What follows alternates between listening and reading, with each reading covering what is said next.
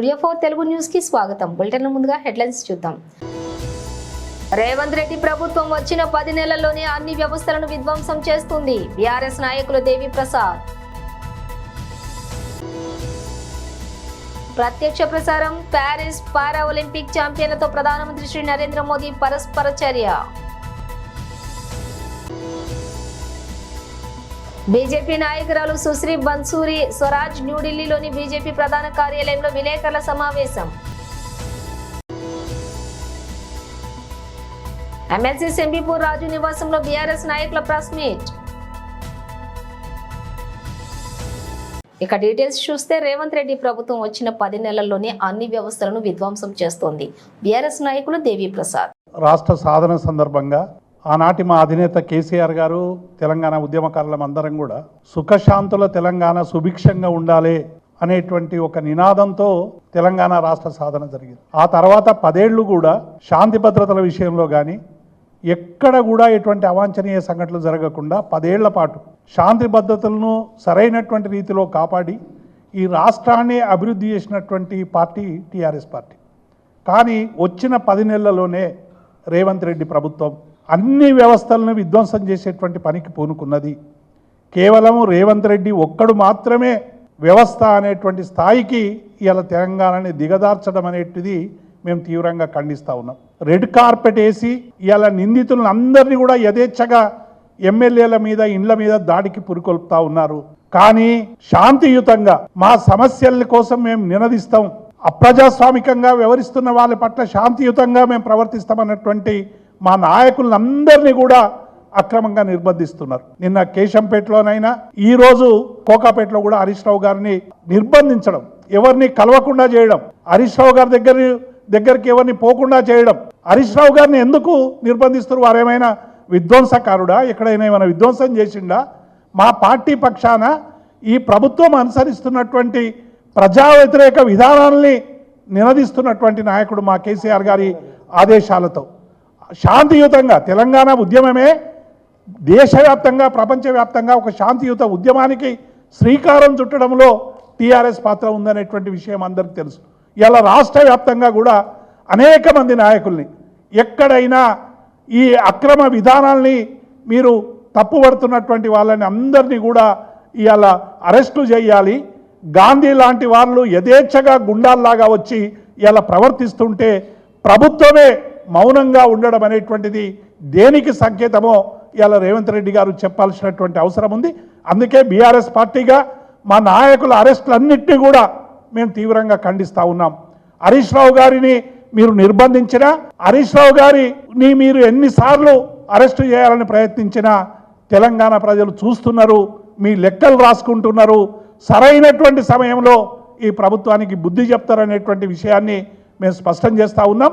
ఇవాళ ఫిరాయించినటువంటి వాళ్ళు మేము 10 మందిని చేర్చుకున్నామని దర్జాగా చెప్పిన నాయకులందరూ కూడా ఇవాళ పిల్లుల్లాగా మేము ఫిరాయించలేదు, మేము పలానా ఆ పార్టీలనే ఉన్నామని నిర్లజ్జగా ప్రకటించడం అనేటువంటిది ఇది దేనికి సంకేతం?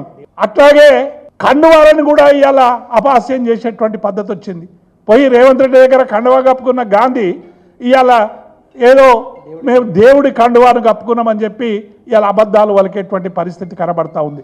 అంటే ఈ రాష్ట్రంలో మొత్తంగా ప్రతిపక్షాలని అణిచి ప్రజల ఆకాంక్షల్ని పక్కకు పెట్టి 6 గ్యారంటీలు, రుణమాఫీలు ఇచ్చినటువంటి హామీల వైఫల్యాన్ని ప్రశ్నిస్తున్నందుకు ఇలా ప్రతిపక్షాల మీద మీరు దాడులకు పురికొల్పుతున్నారు. మేము ఈ రాష్ట్ర ప్రభుత్వాన్ని డిమాండ్ చేస్తూ ఉన్నాం, అరెస్ట్ అయిన నాయకులందరినీ కూడా మేము శాంతియుతంగా చేయదలుచుకున్నాం. మా కేసీఆర్ గారి ఆదేశాల మేరకు, మా పార్టీ ఆదేశాల మేరకు నిరసనలు మాత్రమే శాంతియుతంగా చెప్పేటువంటి వాళ్ళ పట్ల ఇవాళ దుర్మార్గంగా వ్యవహరించడం అనేది మేము తీవ్రంగా ఖండిస్తూ ఉన్నాం. ఇప్పటికైనా మీ పద్ధతులు మార్చుకోండి. పద్ధతులు మార్చుకొని ప్రజల పట్ల మీరు ఇలా దృష్టి పెట్టండి, ప్రజా సమస్యల పట్ల దృష్టి పెట్టండి. ప్యారిస్ పారా ఒలింపిక్ ఛాంపియన్లతో ప్రధానమంత్రి శ్రీ నరేంద్ర మోదీ పరస్పర చర్య. ఇటీవల ముగిసిన ప్యారిస్ పారా ఒలింపిక్స్ లో భారత పారా అథ్లెట్లు అద్భుత ప్రదర్శనతో ఆకట్టుకున్నారు. రికార్డు స్థాయిలో 29 పథకాలు కొల్లగొట్టారు. ఈ సందర్భంగా పారా ఒలింపియన్లను అభినందించేందుకు ప్రధాని నరేంద్ర మోదీ గురువారం తన నివాసంలోని వారిని కలిశారు. ఈ భేటీ తాలూకు వీడియోను క్రీడా మంత్రిత్వ శాఖ షేర్ చేసింది. పతాక విజేతలను కలిసి ప్రధాని అభినందించడం వీడియోలో చూడవచ్చు. ఈ ప్రత్యేక కార్యక్రమంలోని క్రీడా శాఖ మంత్రి Mansukh Mandaviya, para Olympic committee of India head Devendra Jhajharia కూడా పాల్గొన్నారు. ఈ సందర్భంగా ఓ ఆసక్తికర సన్నివేశం చోటు చేసుకుంది. Star javelin thrower Navdeep Singh Paris గేమ్స్లోని F41 కేటగిరీలో బంగారు పథకం సాధించిన విషయం తెలిసిందే. అతనితో కలిసినప్పుడు ప్రధాని మోదీ నేల మీద కూర్చొని మరీ తలపై టోపీ పెట్టించుకున్నారు. ఈ ఆసక్తికర సందర్భానికి సంబంధించిన వీడియోను ప్రధాని ఇన్స్టాగ్రామ్ లో పోస్ట్ చేశారు. తాను తెచ్చిన టోపీని ప్రధాని తలపై పెట్టాలన్న తన అభిలాషను నవదీప్ మోదీ వద్ద వ్యక్తపరిచారు. ఇక హైట్ తక్కువగా ఉండే నవదీప్ కోరికను తీర్చడానికి ప్రధాని నేల మీద కూర్చున్నారు. ఆ సమయంలో ఇద్దరు సరదాగా సంభాషించుకోవడం జరిగింది. ఇప్పుడు మీరు మరింత పొడుగయ్యారు అంటూ నవదీప్ తో సరదాగా ప్రధాని చెప్పడం వీడియోలో ఉంది. ఇప్పుడు ఈ వీడియో సామాజిక మాధ్యమాల్లోని వైరల్ అవుతోంది. ఇక ప్యారిస్ క్రీడలకు ఈసారి ఏకంగా 84 మంది అథ్లెట్లను భారత్ పంపించింది. అథ్లెట్లు అద్భుతంగా రాణించి 7 స్వర్ణాలు, 9 రజతాలు, 13 కాంస్య పథకాలతో సహా 29 పథకాలను గెలుచుకోవడం జరిగింది. దీంతో 3 ఏళ్ల క్రితం టోక్యో గేమ్స్ లో సాధించిన అత్యంత పథకాలు 19 పథకాల రికార్డును భారత్ బృందం అధిగమించింది. बहुत ज़्यादा खेल लिए थे सर, तो सर मेरा एक्सपीरियंस ये है कि थोड़ा सा प्रेशर था. तो हमारे देवेंद्र भाई साहब झांझड़िया जी भाई साहब ने मेरे से एक बात बोली थी कि अपने को अपना बेस्ट देना है. बोला था कि जो आप प्रैक्टिस में करते हो वो ही आपको करना है. और सर मेरे कोच हैं, उनका भी, मेरे मनोहर अंजार जी, उनका बहुत आशीर्वाद दिया है, क्योंकि हम लोगों को संभालना मुश्किल ही नहीं नामुमकिन है.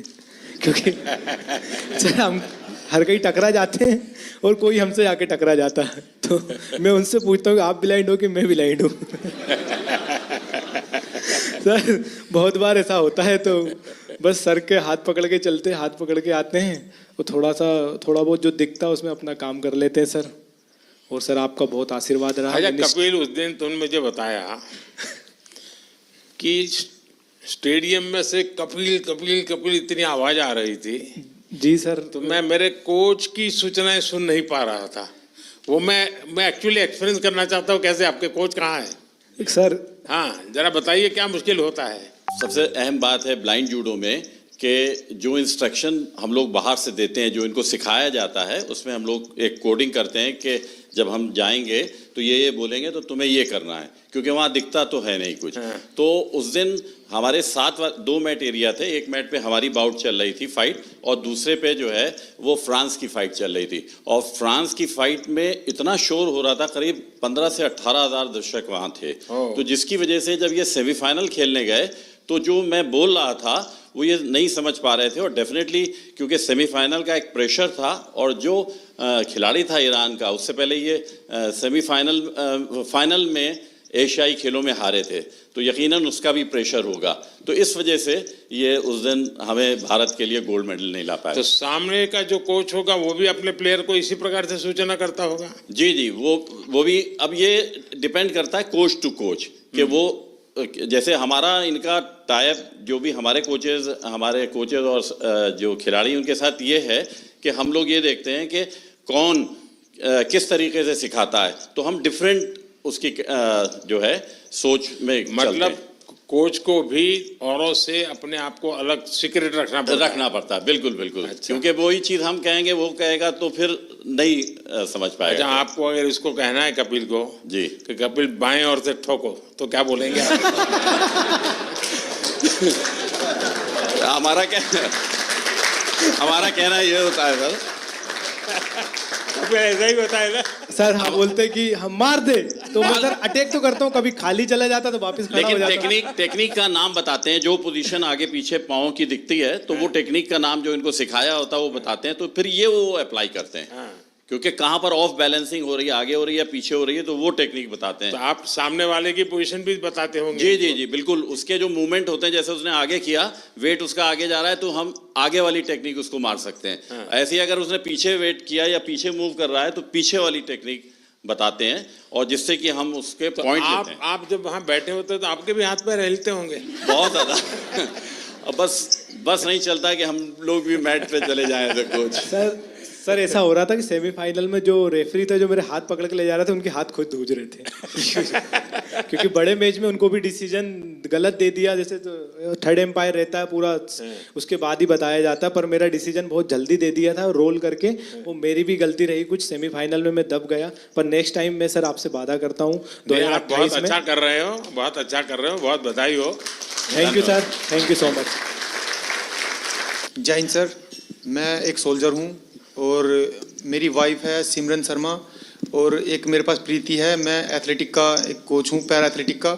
तो मेरे 2 एथलीट है, दोनों 100 और 200 मीटर करते हैं और फर्स्ट टाइम जो एथलेटिक में ट्रैक में मेडल आया है सर, मेरे ही एथलीट लेकर आए हैं अभी, और 3 मेडल आए हैं। हमारा काफ़ी वहाँ पे सीखने को मिला सर, जैसे कि वहाँ पे हमारा 100 मीटर में एक इवेंट में मतलब 2 मेडल आ गए, तो 2 मेडल एक ही रूम में 2 एथलीट हैं 100 मीटर के दोनों पहली बार खेलने जा रहे हैं, देश के लिए पहली बार मेडल जीतने के लिए जा रहे हैं ट्रैक में। तो जब 2 मेडल एक रूम में रखे हों और दूसरे खिलाड़ी का भी इवेंट भी नहीं हुआ हो, तो उस प्रेशर को मैं as a coach, as a husband मैं कैसा फील कर रहा हूँ, मैं उसको समझ रहा हूँ। दूसरे एथलीट जो है उसका गेम भी नहीं हुआ और उसमें 2 मेडल रखे हैं, हाई प्रेशर है वो कि भाई मेरा तो मेडल भी नहीं आया, उसके 2 मेडल आ चुके हैं। तो उसको उससे बाहर निकालने के लिए बार बार उसको मुझे एंगेज करना पड़ रहा था, बहुत बिजी रखना पड़ रहा था पूरे दिन। तो वहाँ से बहुत कुछ सीखने को मिला। हम 100 मीटर में हार गए सर। अच्छा, वहाँ तो तुमने दिन निकाल दिए, अब घर में क्या होगा जरा। सिमरन सर ये जितना अच्छा बन के दिखा रहा है इतना है नहीं। मैं जब हम यहाँ पे आए थे तो यहाँ से जाने से पहले बात हुई थी, एक्चुअली हम दोनों में ये बात होती थी कि ट्रैक को पहला मेडल कौन देगा।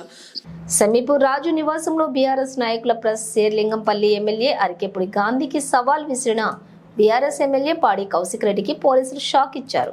ఆయనపై కేసు నమోదు చేశారు. అడిషనల్ ఎస్పీ రవిచందర్ ఫిర్యాదు మేరకు రాయదుర్గం పోలీసులు కేసు నమోదు చేశారు. పోలీసులు విధులకు ఆటంకం కలిగించారని ఫిర్యాదులో ఏఎస్పీ పేర్కొన్నారు. దీంతో 132, 351 బిఎన్ఎస్ యాక్ట్ ప్రకారం కేసు నమోదు చేశారు. మా జిల్లా పార్టీ అధ్యక్షులు శంబీర్పూర్ రాజు గారు నిన్న పిలుపివ్వడం జరిగింది. ఇవాళ మా బీఆర్ఎస్ పార్టీ ఎమ్మెల్యే అని చెప్తున్న గాంధీ గారి ఇంట్లో ఇలా సమావేశం ఉంటుంది. మన బీఆర్ఎస్ పార్టీ కార్యకర్తలు అందరూ, ముఖ్య నాయకులు అందరూ కూడా రాండని ఇవాళ పిలుపివ్వడం జరిగింది. ఇవాళ మేము పిలిపించిన తర్వాత తెలంగాణ రాష్ట్ర వ్యాప్తంగా ప్రతి గ్రామంలో, ప్రతి వార్డులో, ప్రతి డివిజన్లో మా ఎమ్మెల్యేలని, ఎమ్మెల్సీలని, మాజీ ఎమ్మెల్యేలని, మాజీ ఎంపీలని, సర్పంచ్లని, ఎంపీటీసీలని, కార్పొరేటర్లని, మున్సిపల్ చైర్మన్లని, బీఆర్ఎస్ పార్టీ కార్యకర్తలని, ఉప సర్పంచ్లని, వార్డు మెంబర్లని, కేసీఆర్ గారి ప్రతి అభిమానిని, కేటీఆర్ గారి, హరీష్ రావు గారి ప్రతి అభిమానిని ఇవాళ పోలీసు వాళ్ళు అరెస్ట్ చేసి ఎక్కడికక్కడ హౌస్ అరెస్టులు, పోలీస్ స్టేషన్లో నిర్బంధించి ఆఖరికి ఇవాళ పొద్దున నేను రాజుగారు ఇక్కడి నుంచి బయలుదేరి మేమిద్దరం వెళ్తాము. మా బీఆర్ఎస్ పార్టీ ఎమ్మెల్యే అంటున్నాడు కదా, గొడవ అవసరం లేదు, తను కూడా స్వాగతించిండు. నేను మీడియాలో చూసిన, కలిసి వస్తాము, తీసుకొని వచ్చుకుంటాం ఆయనని, కేసీఆర్ గారి దగ్గర తీసుకుపోతామని నేను ఎంత చెప్పినా పోలీసు వాళ్ళు వినకుండా ఇవాళ నన్ను రాజుగారి ఇంట్లో అరెస్ట్ చేయడం జరిగింది. నేను ఒక్కటే అడుగుతా ఉన్నాను, మరియు నిన్న పోలీసు వాళ్ళు దగ్గర ఉండి గాంధీ గారికి ఎస్కాట్ ఇచ్చి ఆ గుండాలని తీసుకొని వచ్చి నన్ను చంపించే ప్రయత్నము నిన్న చేసిరు కదా, మరి నిన్న ఎందుకట్లా చేసిరని నేను అడుగుతా ఉన్నా పోలీసు వాళ్ళని. వచ్చిన వాళ్ళ 30-40 మందిని ఇలా సైబరాబాద్ పోలీస్ అనేది ఆ 30-40 మందిని ఆపలేకపోయినరా? నేను ఒకటే కోరుతా ఉన్నా, ఈ తెలంగాణ సమాజాన్ని ఒక్కసారి ఆలోచించమని కోరుతా ఉన్నాను. ఏ విధంగా ఈ రేవంత్ రెడ్డి గారి ప్రభుత్వం ఏ విధంగా వ్యవహరిస్తుందనేది దయచేసి ప్రతి ఒక్కరు కూడా గమనించాలని విజ్ఞప్తి చేస్తా ఉన్నాను. స్వయంగా రేవంత్ రెడ్డి గారే అక్కడ ఆదేశాలు ఇచ్చి కౌశిక్ రెడ్డి గారిని హత్య చేయండి, ఇలా ఏదైనా చేసి అని చెప్తే ఇలా ఒక ఎమ్మెల్యేకే ఈ తెలంగాణ రాష్ట్రంలో రక్షణ లేనప్పుడు సామాన్య ప్రజల పరిస్థితి ఏంది అని చెప్పి నేను అడుగుతా ఉన్నాను. దీనికి జవాబు చెప్పాల్సిన అవసరం ఉంది తెలంగాణ సమాజానికి. నేను ఒక్కటే అడుగుతున్నా, దీనికి సమాధానం చెప్పండి రేవంత్ రెడ్డి గారు. మీరే ముఖ్యమంత్రి, మీరే హోమ్ మినిస్టరు. మరి మీ ప్రభుత్వంలో మీరు మొన్న కోట్లాది రూపాయలు ఇచ్చి జాయిన్ చేసుకున్న గాంధీతో పాటు గుండాలని 30-40 మంది గుండాలని సైబరాబాద్ పోలీసు ఆపలేకపోయిందా? మీరు ఈ సమాజానికి ఏమి చెప్పదలుచుకున్నారని చెప్పి నేను అడుగుతా ఉన్నాను. ఒకటే నేను షేర్లింగంపల్లి ప్రజల్ని కూడా కోరుతా ఉన్నాను. శాసనసభ్యుడైన గాంధీ ఏం మాట్లాడిండు, ఆయన భాష ఏంది, ఆయన మాట్లాడిన భాష ఒకసారి దయచేసి సమాజం గమనించాలని నేను విజ్ఞప్తి చేస్తా ఉన్నాను. ఒక శాసనసభ్యుడు మాట్లాడాల్సిన భాషనే నాది. ఏం భాష అండి? నేను చేసిన తప్పేంటిదండి? నేను చేసిన తప్పేంది? ఒక్కసారి మీ అందరు కూడా తెలంగాణ ప్రజలందరూ కూడా ఆలోచన చేయాలని విజ్ఞప్తి చేస్తా ఉన్నాను. నేను చేసిన తప్పేంది? గాంధీ గారే స్వయంగా నేను కాంగ్రెస్ పార్టీలో లేను, నేను బీఆర్ఎస్ పార్టీ ఎమ్మెల్యేను అని తనే మీడియాకు చెప్తా ఉన్నాడు. మరి నేను మా ఎమ్మెల్యే గారి ఇంటికి వెళ్ళి తనని స్వాగతించి తెలంగాణ భవన్కి తీసుకెళ్లి కేసీఆర్ గారి దగ్గరికి తీసుకుపోతా అన్నా. దాంట్లో ఏమైనా తప్పున్నదా అని నేను అడుగుతా ఉన్నా. నన్ను ఇంత దారుణంగా తిట్టడము సమాజం యాక్సెప్ట్ చేస్తుందా? ఒక్కసారి ఆలోచన చేయండి. ఒక బాధ్యత కలిగిన ఎమ్మెల్యే గారు ఈ విధంగా మాట్లాడగలుగుతారా? ఒక్కసారి ఆలోచన చేయండి. అదే మన భాషనేనా? ఒక్కసారి ఆలోచన చేయండి. నేను దయచేసి షేర్లింగంపల్లి ప్రజలందరినీ కూడా కోరుతా ఉన్నాను. బీజేపీ నాయకురాలు సుశ్రీ మన్సూరి స్వరాజ్ న్యూఢిల్లీలోని బీజేపీ ప్రధాన కార్యాలయంలో విలేకరుల సమావేశంలో ప్రసంగించారు. बहुत धन्यवाद संजय भाई, आदरणीय संजय मोयूख जी और यहाँ उपस्थित मीडिया के सभी बंधुगण। आज शराब घोटाले के किंग पिन माननीय दिल्ली के मुख्यमंत्री अरविंद केजरीवाल जी को सुप्रीम कोर्ट ने बेल दी है।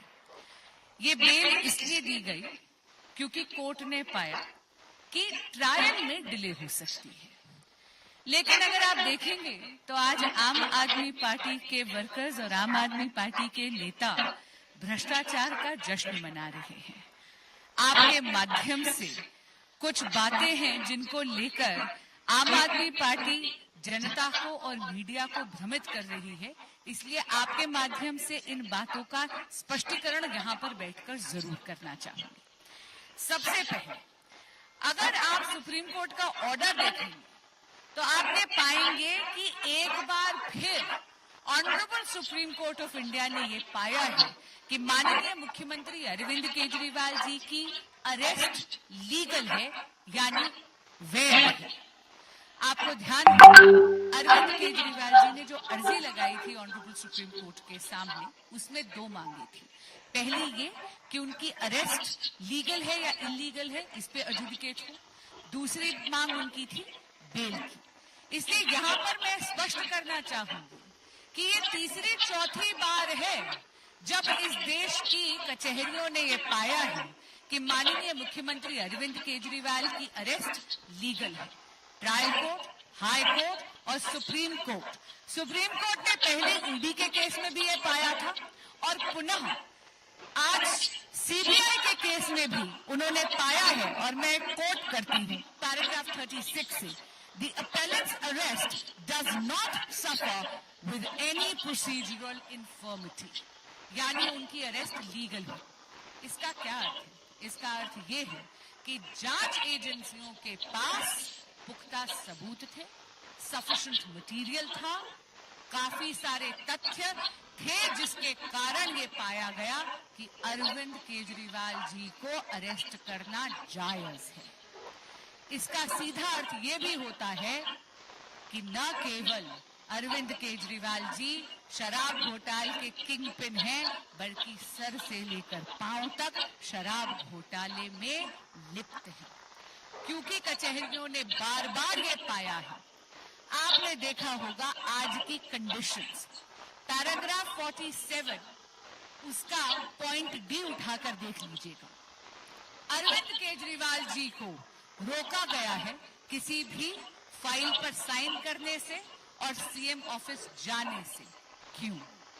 ईडी का जब आप ऑर्डर सुप्रीम कोर्ट का देखते हैं तो वहां आपको याद होगा कि honourable supreme court of India ने एक संकेत दिया था, माननीय मुख्यमंत्री अरविंद केजरीवाल जी को कहा था कि नैतिकता के आधार पर उनको इस्तीफा दे देना चाहिए।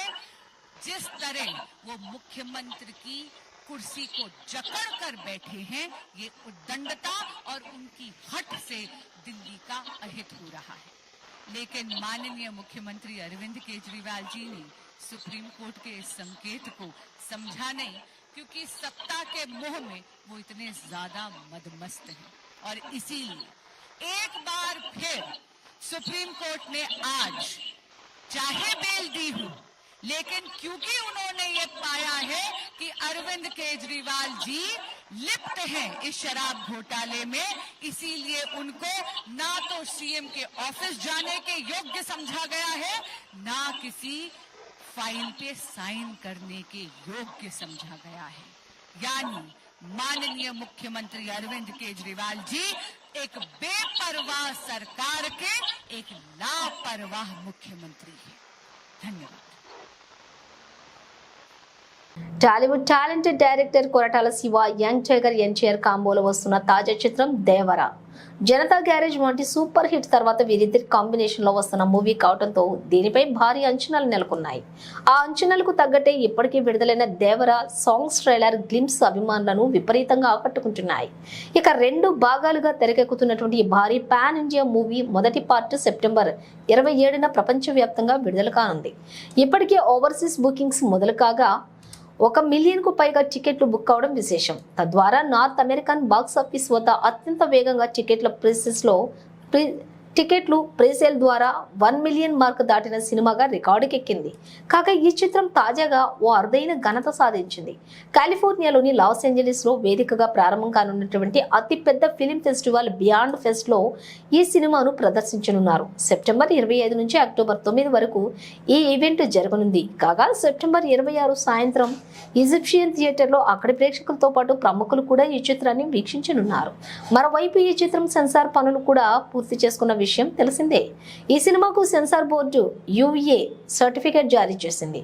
కాగా సినిమా రన్ టైం 2 గంటల 57 నిమిషాలు 58 సెకండ్ల పాటు ఉండనుంది. ఇక ఈ చిత్రంలోని విజువల్స్ అద్భుతంగా ఉంటాయని, చివరి 40 నిమిషాలు సినిమాలో హైలైట్ అని హీరో తారక్ ముంబైలో జరిగినటువంటి ట్రైలర్ లాంచ్ ఈవెంట్ లో చెప్పి అంచనాలు రెట్టింపు చేశారు. దీంతో దేవరా కోసం మూవీ లవర్స్ ఆతృతగా ఎదురు చూస్తున్నారు. 6 ఏళ్ల బాలికపై అత్యాచారం హత్య కేసులో నిందితుడికి సంగారెడ్డిలోని ఫోక్సో కోర్టు మరణశిక్ష విధిస్తూ తీర్పు చెప్పింది. కేసు పూర్వపరాల్లోకి వెళ్తే బీహార్కు చెందిన గఫార్ అలీ ఖాన్ బీడీఎల్లో కూలి పనులు చేస్తూ ఉండేవాడు. గత ఏడాది అక్టోబర్ 16న సంగారెడ్డి జిల్లా బానూరు బీడీఎల్కు చెందినటువంటి 6 ఏళ్ల బాలికకు కూల్ డ్రింక్ లో మద్యం కలిపి తాగించాడు. ఆపై పత్తి చేనులోకి తీసుకుని వెళ్లి అఘాయిత్యానికి పాల్పడ్డాడు. అయితే ఈ విషయాన్ని బాలిక ఎక్కడ బయట పెడుతుందోనని భయపడిన నిందితుడు ఆమెను హత్య చేసి పరారయ్యాడు. కేసు నమోదు చేసుకున్నటువంటి పోలీసులు నిందితుడు గఫార్ అలీ ఖాన్ అరెస్ట్ చేసి జైలుకు పంపారు. తాజాగా జరిగిన కేసు విచారణలో నిందితుడికి దోషిగా నిర్ధారించినటువంటి న్యాయస్థానం అతడికి మరణశిక్ష విధించింది. అలాగే బాధిత కుటుంబానికి 10 లక్షల నష్టపరిహారం ఇవ్వాలని న్యాయాధికారి జయంతి ప్రభుత్వాన్ని ఆదేశిస్తూ తీర్పు వెలువరించారు. కేవలం 11 నెలల్లోనే ఈ కేసులో శిక్ష పడటం గమనార్హం. AP deputy CM Pawan Kalyan నియోజకవర్గంలో వైసీపీ అధినేత జగన్ నేడు పిఠాపురంలో పర్యటించనున్నారు. పిఠాపురం నియోజకవర్గంలో ఏలేరు వరద కారణంగా అతలాకుతలమైనటువంటి గ్రామాల్లో జగన్ పర్యటించనున్నారు. ఉదయం 10:30 జగన్ పిఠాపురంకు చేరుకుంటారు. అక్కడి నుంచి పాత ఇసుకపల్లి మీదుగా మాధవపురంకు వెళ్తారు. అక్కడ వరద బాధితులతో ఆయన మాట్లాడతారు. అనంతరం అక్కడి నుంచి కొత్తపల్లి మండలం నాగులపల్లికి వెళ్తారు. ఆ తర్వాత రమణకపేటకు వెళ్లి వరద బాధితులను పరామర్శిస్తారు.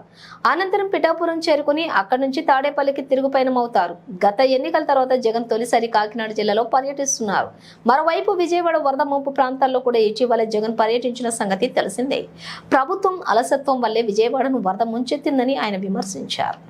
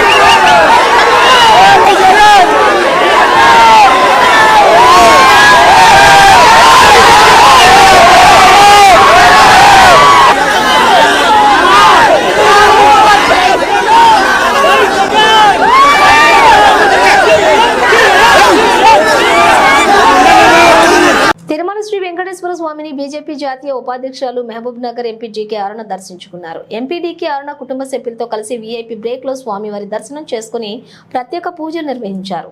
స్వామివారిని దర్శించుకోవడం చాలా సంతోషంగా ఉందని డీకే అరుణ అన్నారు. నా గెలుపు తర్వాత తిరుమలకు వస్తానని మొక్కుకున్నట్లుగా తెలిపారు. అయితే ఇవాళ మొక్కులు తీర్చుకోవడం సంతోషంగా ఉందని, ఆ వెంకటేశ్వర స్వామివారి ఆశీస్సులు దేశ ప్రజలందరిపై కూడా ఉండాలని అన్నారు. ప్రధాని మోదీ వికసిత్ భారత్ సంకల్పం సిద్ధించేలా ఆశీస్సులు అందచేయాలని స్వామివారిని వేడుకుంటున్నట్లుగా ఎంపీ డీకే అరుణ తెలిపారు.